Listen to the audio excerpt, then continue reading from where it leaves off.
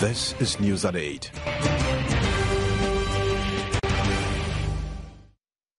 Good evening and welcome to another edition of the Primetime News at 8 here on the Joy News channel. Tonight, Electricity Company of Ghana cautions the public it cannot guarantee any let-up in the power situation until next month. Government hospitals not part of ongoing strike by doctors come under pressure as patients flock there. Judicial Service staff postpone strike over unpaid allowances. Wasi exams around the country get off to a good start. And Kwame Nkrumah Circle likely to suffer another flood with the onset of the rains as AMA abandons major drain project. All these plus showbiz, sports and international news coming up in the next hour. News at 8 with Israel Lai.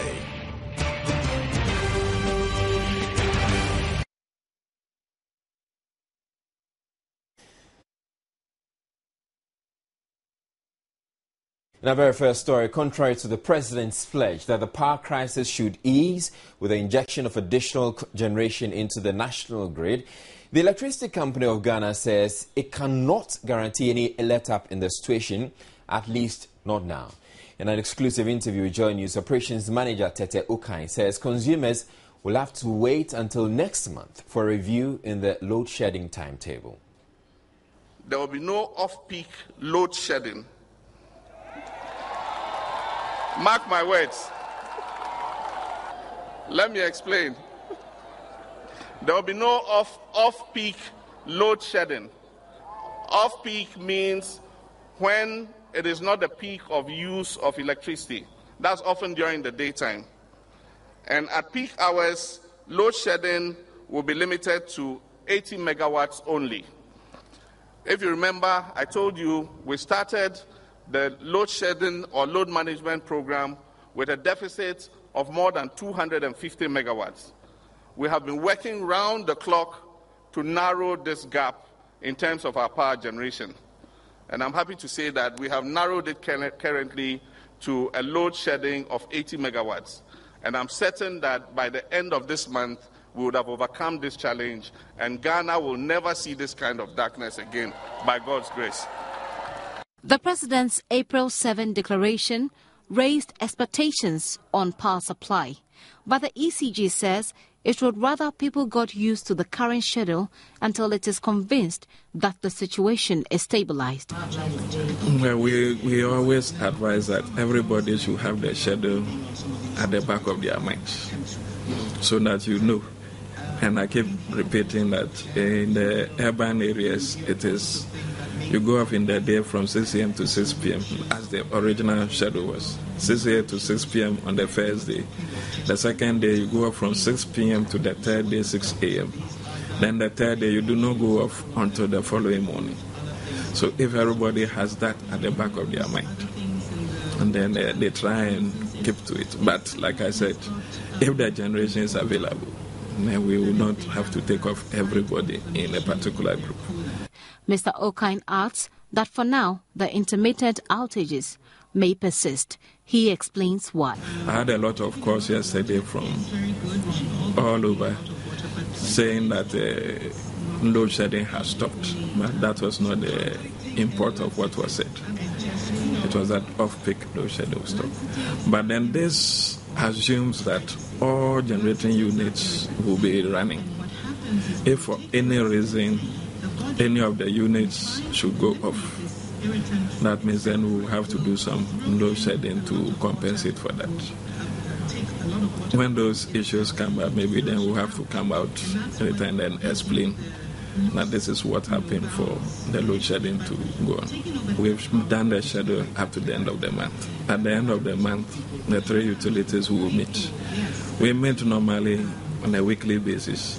At the end of the month, we will take stock of everything that has gone on through the month, and then we propose whatever it is for next month.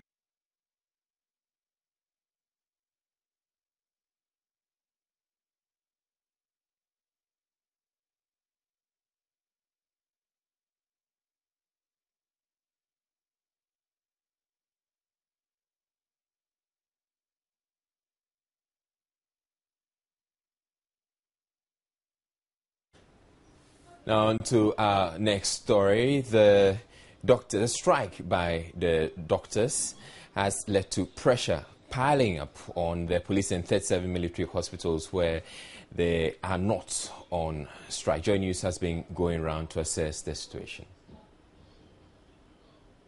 The general OPDs of the Ghana Police Hospital was packed with patients waiting to receive medical attention on day 2 of the Ghana Medical Association and the Government and Hospital Pharmacists Association strike. There was quite a crowd at the children's unit this morning, but the situation was a lot worse at the maternity unit. As of yesterday when the strike started, as at evening time, the situation wasn't so alarming. But this morning till now, we have started recording increasing numbers in our outpatient turnout. We have exceeded the percentage, 100%, going into 130%. That's a bit alarming for the pediatric unit. But the maternity ward, we have crossed to over 160%, which is much more alarming than we expected. DSP Juliana Obing added the hospital is in the meantime putting in some measures to cater for the increased numbers.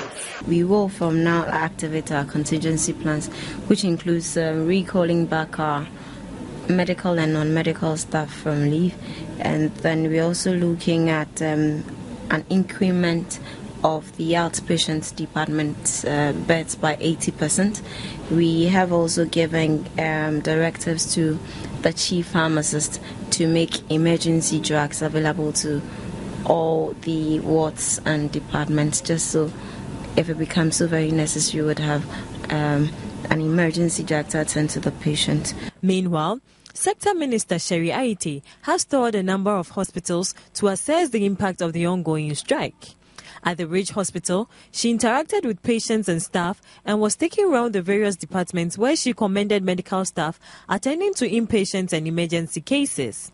At the 37 Military Hospital, authorities told the minister the situation was manageable. She in turn assured them of her ministry support by way of logistics to help them contain the situation. We just wanted to assure the public that there's no need to panic. The Ridge Hospital is working 24 hours, and the 37 Hospital is also, fully at post to receive emergency and also to continue to receive patients from other hospitals. We've asked all the doctors, senior doctors, to be at post, and they are going to send to us, what plans they are going to put in place. I'm sure by the close of today, we will be, hearing from the regions and the districts. The New Patriotic Party has meanwhile appealed to members of the Ghana Medical Association to reconsider their threat to withdraw emergency services in the interest of the nation. This was contained in a statement signed by the General Secretary of the party, Kojo Usufri. The statement also called on government to urgently demonstrate leadership to settle the grievances of the doctors. In other news, junior staff of the Judicial Service who were threatening to strike today have postponed their action until Monday, April 16. The move, according to the President of the Judicial Services Association of Ghana, Francis Brakwa, was taken following interventions by an unnamed official who has assured them the matter should be resolved by close of this week. Marianne Toure has the rest of the story. The association met over the proposed strike today. Their main issue being government's failure to pay allowances they say has been in arrears for several months. JUSAC President Francis Brakwa says members agreed to hold on until next month when a sit-down strike will come into effect. We have not decided not to go on strike. We are saying that we are waiting. We'll be working in protest. That's from tomorrow to Friday. If by Friday nothing is heard, we are going to go on strike on Monday. We believe that there is some chunk of money sitting somewhere. There's a chunk of money sitting somewhere. So if the government says, yes, he's going to pay, or if that intervention is telling us that there's going to be something positive, then we do believe it. Now, if after Friday nothing positive is gotten from the government, then definitely on Monday we are going to embark on the sit-down strike. We know the integrity, right, she has. So if the person tells us that this is what is happening, this is what I'm doing, this is the effort I'm putting in order for you to get your money. Why don't we believe the person, right? The person is going to put in the effort to get us the money. Now, if at the end of the day, we don't get it, it will not be the person's problem. Then we will see that the person has done the part he or she must play, right? So after Friday, yes, Friday. He, however, explains the election petition case slated for Tuesday, April 16, will not be affected. Talking about that landmark matter between the Supreme Court, we have agreed that that should be an exception. In fact, we are doing everything in the supreme interest of the state. So we should not interfere whatsoever in that process. So we have decided that the staff of the Supreme Court will have to work on that day, right, on that Tuesday, and any other subsequent days. The staff will be working, right. For the other cases, yes, definitely they are going to be affected. All members, meanwhile, are expected to wear red armbands for tomorrow to symbolize their intent and also tell the authorities they mean business. JUSAC is made up of 6,000 junior staff who work in the country's courts. Marian Toure's reports for Joy News. Now, contrary to fears, a recent 2-week strike by teachers will affect the Wasi exams. Officials of the Ghana Education Service have described this year's start as one of the best in recent times. They explain the usual delays in delivery of examination materials did not crop up this year, plus there were enough teachers to invigilate. Today is day 1 of the West African Senior School Certificate Examination, and everything appeared to be calm in some schools despite few challenges faced in recent times. Some Form 3 students who earlier panicked because they were writing with those in Form 4 said they were relieved. I was thinking, how would those people, and the questions were given to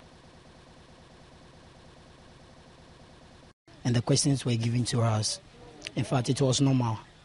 All my intentions were released. It was cool, it's normal. We used to have this kind of oral English in the classroom, so I took it to be normal. It's rather unfortunate. That's how the system is now, and then we students have nothing to do about it.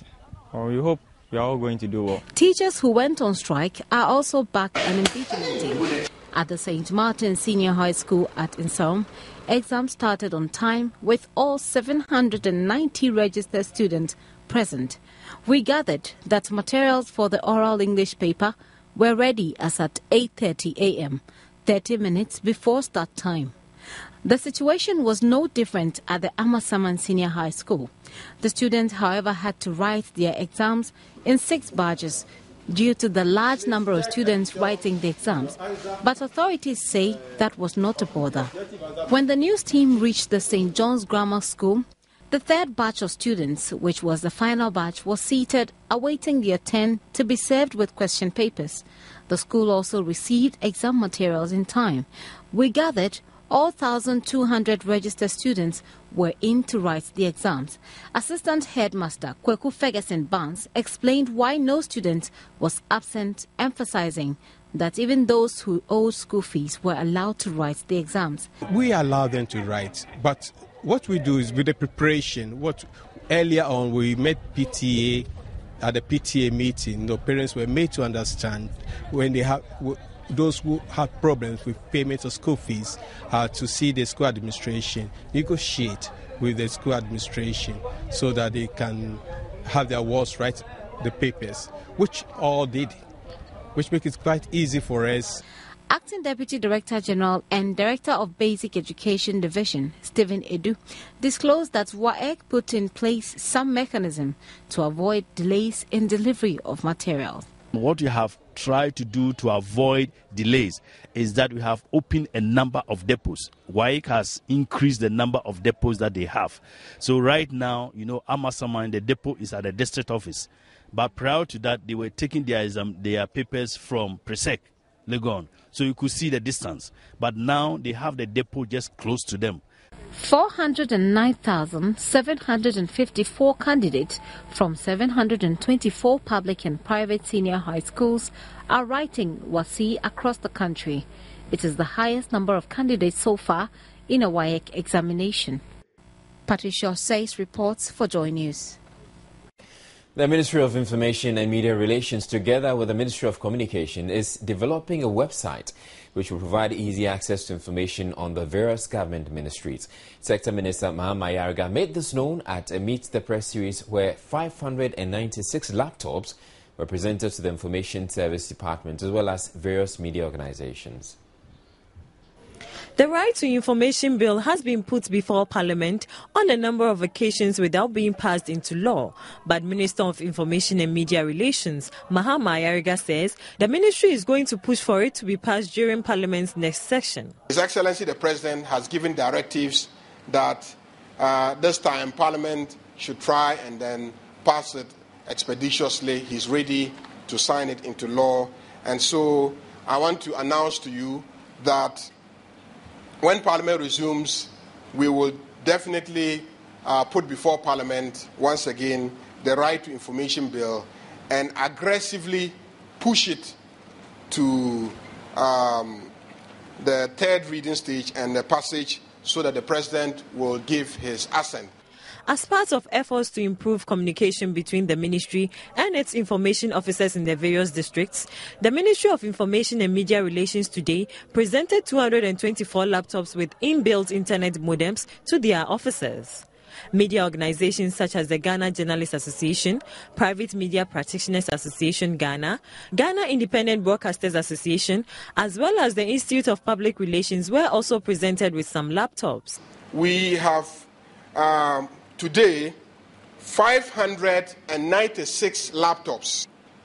There are systems that we have IT specialists developing. So the laptops are not going to be just given to you and then not have systems and protocols. We are developing systems and protocols. So in every district, we will tell you on a weekly basis what information we need. And that system is going to be made available to all the media. Periodic training sections are also expected to be organized to help media practitioners improve on their writing and reporting skills.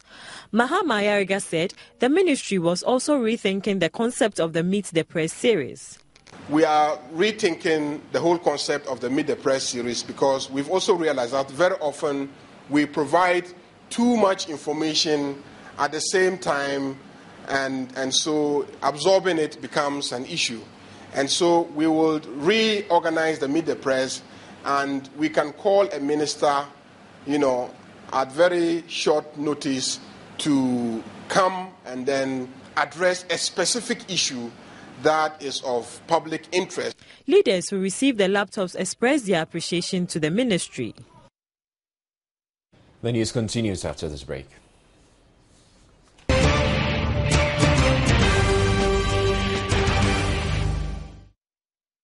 The Kwame Nkrumah Circle is likely to be inundated again this year because storm drains that should have been built to contain floodwaters have been abandoned halfway into the project.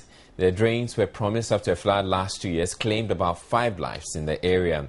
Pedestrians and motorists who frequent the area tell Joy News instead of the storm drain they were hoping for, a huge dugout left behind by the contractors is threatening lives.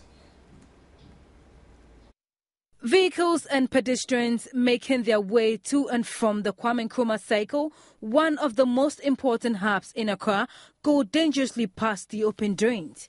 These drivers say the drain has been this way for more than a year.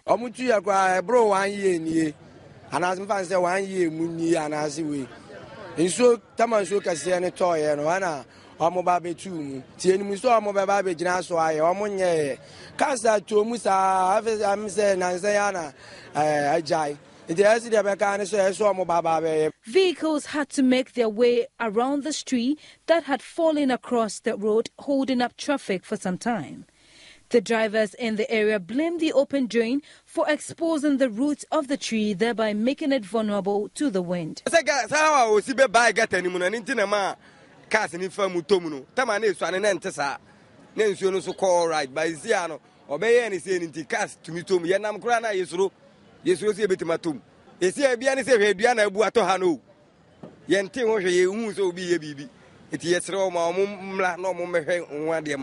Their appeal is that the contractor would return to complete the job even as the rains threaten to pour this year. But the Accra Metropolitan Assembly says there is very little that can be done now about the drains. Its PRO Numo Blafo explains there are even bigger plans for the area. Plans, he says, will cater for the drainage system as well as the traffic situations. From Obechebilamte to Kwame Nkrumah Circle will be expanded. You understand? To join the one coming from Sankara to Kwame Nkrumah Circle. Yes, and then Kwame Nkrumah Circle itself will be constructed into an interchange. Yeah, actually it's $100 million project with the construction company that is going to do it from Brazil. Everything has already been concluded. So it's something that is going to happen. He explains further the AMA therefore found it will be a waste of funds to go ahead with the project only for it to be set aside in the new plan. You see, whatever we're doing now, let's take this scenario. You're going to construct the road with funds.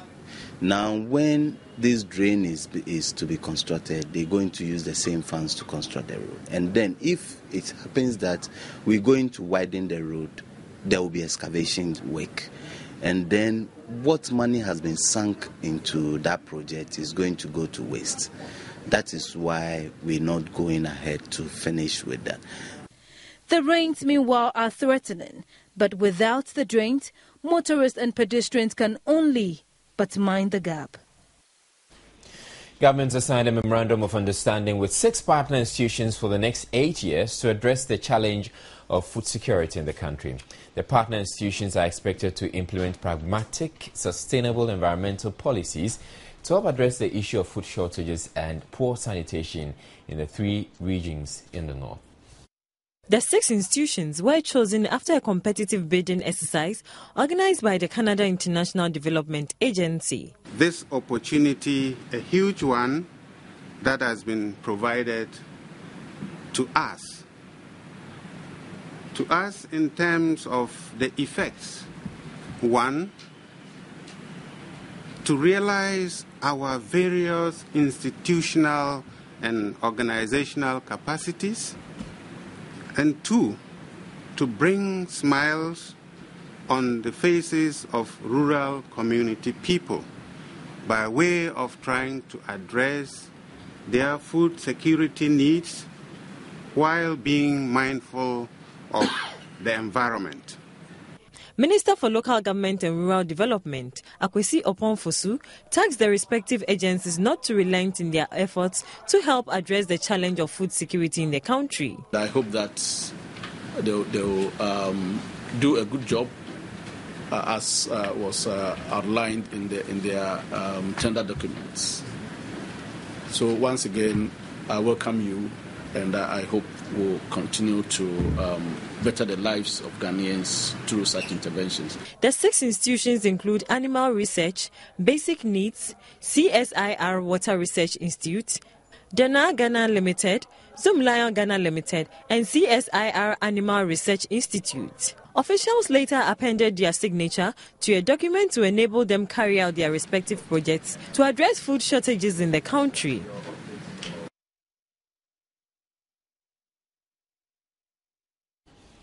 $80 motorists and drivers have been arrested in a special joint exercise undertaken by the Ghana Police Service, the DVLA and the Road Safety Commission in the Upper West Regional Capital Wa. The culprits were arrested for flouting road traffic regulations. Rafiq Salam has the rest of the story. The exercise, which is a joint operation between the Ghana Police Service, Department of Vehicle Licensing Authority and the Road Safety Commission, kick-started early this morning. 80 people were arrested for flouting various road traffic offences. They include 60 motorbikes, 9 tricycles and 11 vehicles.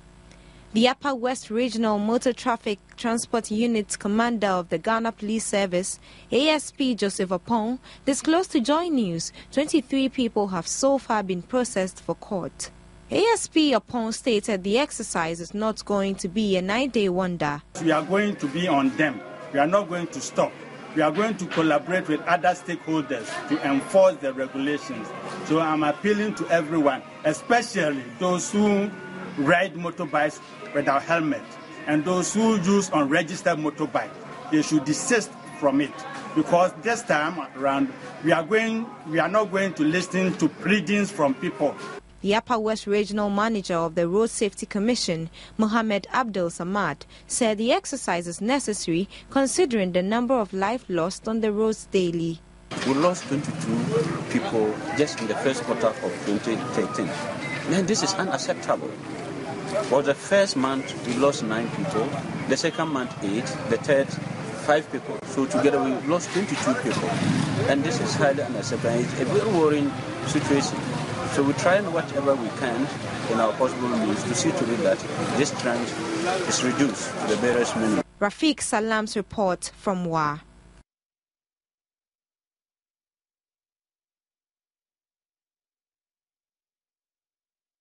All right, business news is next. Introducing the smart products range for homes and offices, PCs and accessories, printers, cartridges and tuners, laptops and accessories, screen protectors, Apple products and accessories, projectors, office softwares, external hard drives, networking accessories, flash screen TVs, fridges and air conditioners, home appliances, DVD home theaters, game consoles, Beats by Dre headphones and speakers, Philip headphones, cables, CCTV webcams and many more. Oh look, here comes the only water-resistant A4 printing paper in Ghana, the Maximum water-resistant paper, all available at Maximum. Maximum IT support, IT maintenance, installations and management. We offer after-sales service plus free delivery in Accra. Call us on 0302-268-475. Maximum, your world of maximum possibilities.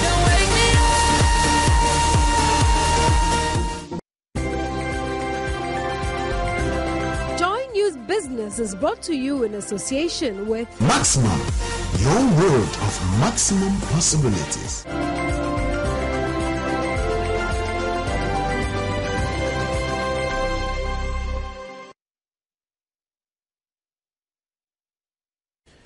Ecobank Transnational Incorporated is attributing its impressive performance on the stock market to its expansion in Ghana and Nigeria. In Ghana, the bank took over the Trust Bank and acquired Oceanic Bank in Nigeria. This, according to ETI, raised investor confidence and boosted the performance of its shares. ETI says a total of $74 million has so far been invested in infrastructure at the two acquisitions to bring them up to standard. The acquisitions, the group says, also significantly increased ETI's share of the market in the two countries. A strong performance in the fourth quarter, with customer loans growing by 10%, non-interest rate revenue going up by 62%, and other factors also contributed to the growth. Moving forward, I think you should start to see a little bit more importance of our overall revenue and bottom line from Nigeria. And as you continue to grow, you should start to see in the projecting 5 to 10 years also a stronger performance and share of our revenues and profit of East and Southern Africa. So overall today, Ghana is extremely important to our strong performance. But we're starting to see signs that Nigeria is really picking up, as it should, into this. And we expect also actually Central Africa also to take a stronger share of it. The balance sheet of the group recorded total assets of $20 billion, up $2.8 billion. Basic earnings per share was $1.70 compared to $1.76 the previous year. Cost-to-income ratio and return on average equity improved each quarter of 2012, according to the figures, with a board-proposed dividend of 4 cents per ordinary share in 2012. Customer loans went up $9.4 billion, $2.1 billion more compared to the year before, whilst deposits also came to $14.6 billion, up by $2.5 billion. Even though they experienced some challenges in other countries, officials say the gains made in both Ghana and Nigeria more than compensated for the difficulties. The group is hoping to grow by 20% in 2013. Fish consumption in Ghana has grown so sharply, the country is now having to import 460,000 metric tons to make up for the shortfall in local supply. The current situation contrasts sharply with 2 years ago when the country earned $256 million from fish exports. Government is, however, seeking to turn the situation around by promoting aqua and marine culture while clamping down on illegal mining activities believed to be impacting negatively on especially the country's fish stock in its inland waters. The fisheries sector is said to be crucial to the country's agricultural GDP, with a contribution of about 12% and employing about 10% of the workforce. Plus, Ghanaians love their fish. Each Ghanaian on the average consumes as much as 25 kilograms a year, the largest per capita intake in Africa. Minister of Fisheries and Aquaculture Development Nayon Bilijo, however, says the high consumption vis-à-vis the low production means the country has to import so much. He says the situation does not appear to be getting any better because of the heavy pollution of the river bodies by illegal miners. Because of galamsey and other illegal mining activities using poisonous chemicals, these chemicals are finding their way into our water bodies, whether it is the Densu or the Pra. Daily, we are inundated with news of poison. You cannot develop aquaculture. You cannot grow fish in any water body that is containing poison. All the fish will die. So we need to take action and proper action to ensure that our waters are purified, or the practice of using chemicals like DDT, dynamite, and others to blast fish in the waters, these practices are stopped. Otherwise, we are in danger of not being able to promote aquaculture in our country. But definitely, the Ministry of Fisheries and Aquaculture Development will be liaising with other ministries and other agencies and departments so that we'll see how we can collaborate and coordinate our activities to stop this. He also criticized the failure to enforce the Fisheries Act 2002, Act 625, before the commencement of commercial oil drilling. In the law, a requirement that before any such major activity, like oil exploration on the waters, is done, there is the need for a fisheries impact assessment. Now, before we went into oil exploration, we didn't do that. So that section 93 of the Fisheries Act, Act 625, was not obeyed. So civil society is now agitating that should be done because they think that in the long run there will be some negative impact on fisheries. And I think that it is true. It's the right thing to do, that we go back and have some fisheries impact assessment done to ascertain the possible negative impacts that oil exploration on our seas will have on the fisheries stock. Meanwhile, stakeholders in the sector have engaged in a policy dialogue to raise substantial policy issues needed to address the challenges in managing oil and fisheries, particularly regarding the enforcement and compliance with the law. Trade unions have staged protests across France against an overhaul of labour rules expected to be passed by Parliament. The lower house of Parliament, where President Francois Hollande's socialist government has a slight majority, is expected to pass his measures, loosening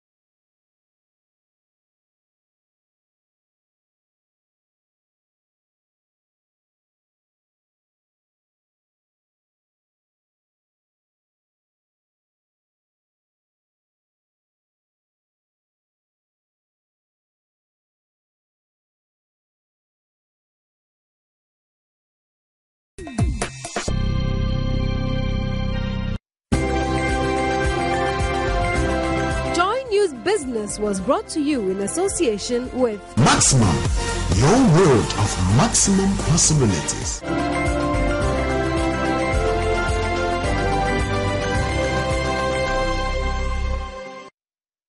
All right, so there was real drama in the Champions League tonight, second leg of the quarterfinal clashes, and we'll be just taking a look at how the teams put out their performances over there. There were games, of course, in Germany as well, Spain as well. Let's look at the games. And Galatasaray, a very, very interesting game they played against Real Madrid. They beat Real Madrid by 3-2. Very, very interesting here, because at the point when the game was 3-1, if they had scored another goal, they might have found themselves into the next stage of the competition. Very interesting for Galatasaray here. They managed to beat Real Madrid by 3-2, but Real Madrid still qualify per the away goals rule, and so they are definitely into it as well. The aggregate there, you can see, is 3-5. Real Madrid into the next stage of the competition.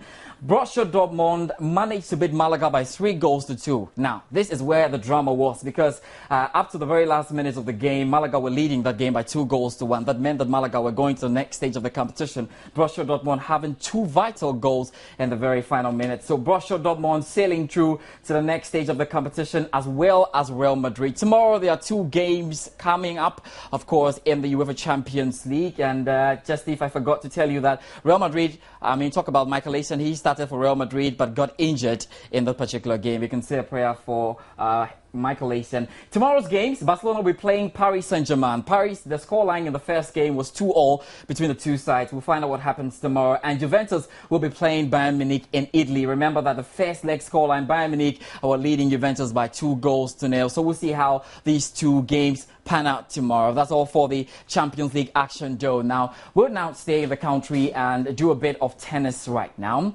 And the tennis tech director of the Ghana, or the technical director of the Ghana Tennis Association, David Churcher, says frequent organization of tournaments will help boost the performance of tennis players in the country. Ghanaian tennis players are bereft of such tournaments year-round, and this impacts heavily on their performances at international tourneys. The tennis fraternity embraced the maiden Interplus Master Series, which ended on a high, but coach David Churcher is calling for more. I think the best thing to do, and that I think you would do, is to, organize some sort of league for them. Okay, every weekend, Saturday, they train in the course of the day. Every Saturday, we take them to a place, they play, against themselves the following week, so that if they are 16, by the end of the 15th week, they would have played against themselves. And I bet you that is where you actually know the best top player in the country. I think that should be, we shouldn't leave them like that. We must get them, active between now and the time we play Davis Cup. That'll be all for sports tonight. My name is George Adi Jr. Israelite joins us with Showbiz in a bit. Sports was brought to you in association with Everybody drink our coffee. Smile. You've got Tigo.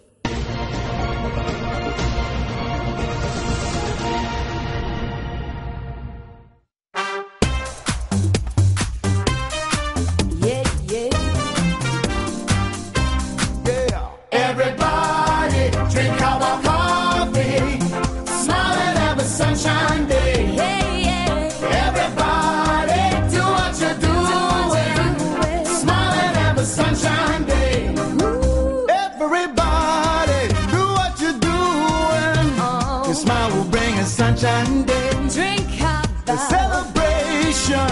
We're together. Join your hands in harmony.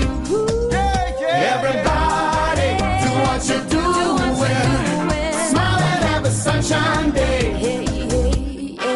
Everybody, start every day with delicious, nutritious Cowell coffee and have a sunshine day. Everybody, drink our coffee. Smile and have a sunshine day. Woo!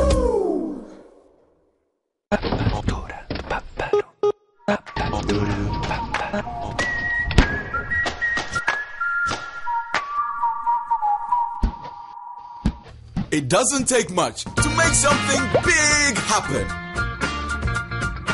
With Tigo Free Bundle, you get triple or double bonus whenever you top up. K, some party tonight. Bring your big screen. You can make calls and text all networks, browse and make international calls all with your bonus. Use your credit how you want, when you want, no restriction. Wait there, free bonto.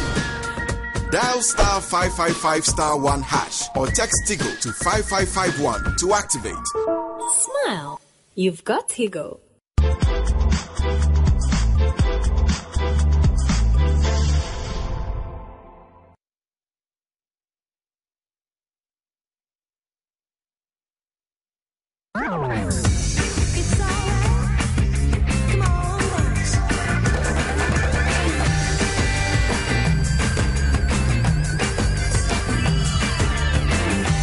Houdin, le créateur. In entertainment now, TV mogul Simon Cowell has insisted that he couldn't care less if people think he is gay, and admitted that he hides some women because he fancies them. The 53-year-old star also insists he is happily single and not looking for a wife. Sorry, I have a bone to pick with Simon. He dissed me in New York, so I have something to prove. What did I say to you? What did he say to you? What did I say to you? He told me I wouldn't make it past the first round, and if I walked into a room, he wouldn't notice me. So therefore, I guess the rumors must be true. You must be gay then. Simon revealed he does several hundred push-ups a day, has Botox and takes vitamin infusions in an interview with the Radio Times.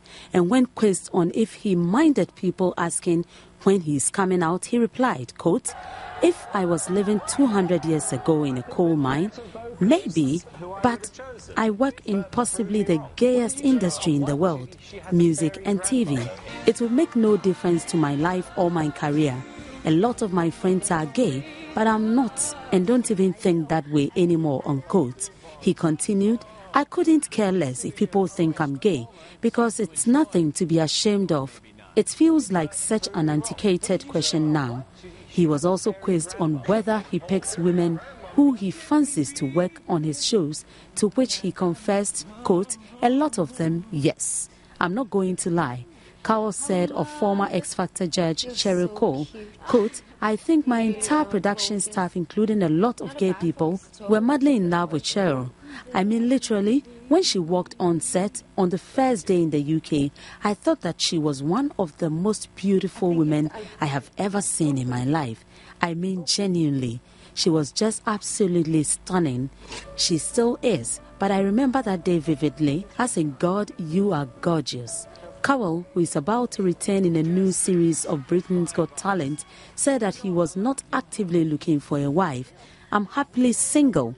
I tend to be in a relationship more than being single, but I'm very good on my own because A, I never get bored, and B, because there is always something I need to catch up on." Cowell added, "I break up very well. I'm a good breaker-upper."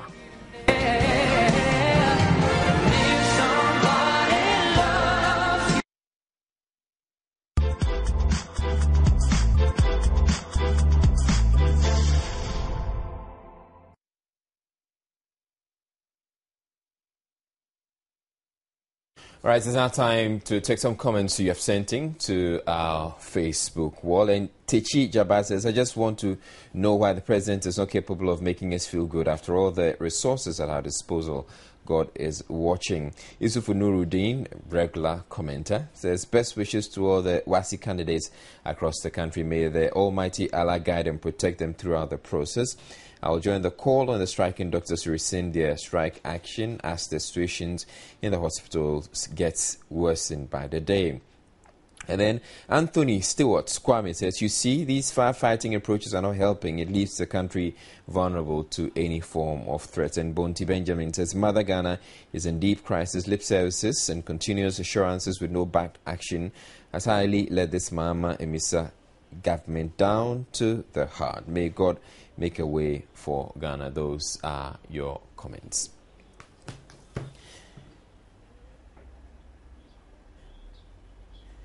And then before we go, a quick run through our top stories. The Electricity Company of Ghana is cautioning the public it cannot guarantee any let-up in the power situation until next month.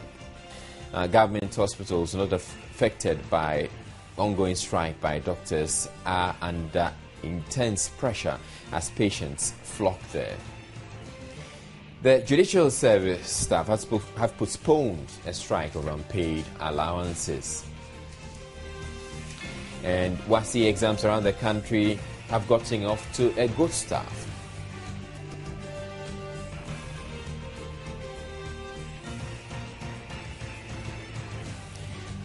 And then the Kwame Nkrumah Circle is likely to suffer another flood. As it turns out, a storm drain has been abandoned there.